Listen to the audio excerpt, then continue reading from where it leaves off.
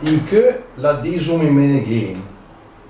Oggi è proprio il caso di dirlo che parliamo in meneghino, parlo in Meneghin. Perché? Perché in che, vot di August, lei di San Domenico, auguri intanto a chi si chiama Domenico o Domenica, che in milanese si dice Domenic certamente, ma c'è anche il diminutivo Domeneghin, da cui anche Meneghin.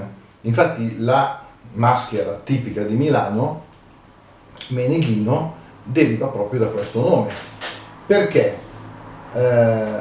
Si suol pensare, si ricostruisce questo fatto, cioè che ci fossero un tempo i nobili, i signori, le persone benestanti che avevano dei servitori, ma non tutti erano così benestanti da poterseli permettere 24 ore su 24 o 7 giorni su 7, e quindi alcuni avevano un servitore soltanto alla domenica. Questo ce lo dice anche Cherubini nel suo vocabolario milanese italiano di metà 800, che citiamo spesso perché è un punto di riferimento fondamentale.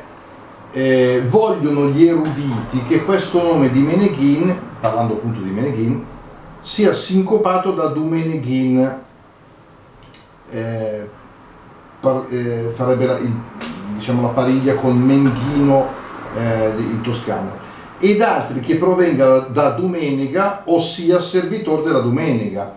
Anche il vocabolario veneziano in Domeneghin ha servo domenicale, per cui ecco che oggi più che un detto, un proverbio, o meglio possiamo dire questo detto, cioè che la disum in Meneghin o dila in Meneghin vuol dire la diciamo in milanese, con la nostra parlata, con la nostra lingua o dialetto che dir si voglia, io preferisco dire lingua.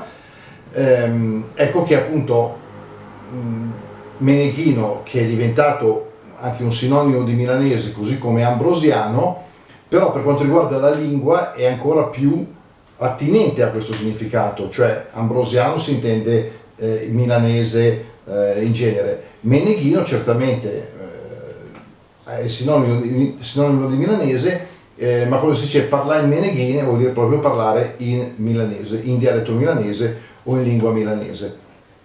Quindi anche se il patrono di Milano è Sant'Ambrogio, anche se non è la Madonnina che è la macura della Guglia Maggiore, anche se abbiamo tanti altri santi patroni, Domenico, che tutto sommato non è ritenuto un santo patrono milanese, però sul lato della lingua, grazie a questo cambiamento del nome che ha dato origine al nome della maschera, Meneghin, è diventato anche un sinonimo di milanese. Ecco che in che podun di che vi fai gli auguri a tutti di un buon mese d'agosto, di un buon proseguimento di mese di agosto, in attesa dell'assunta della settimana che viene.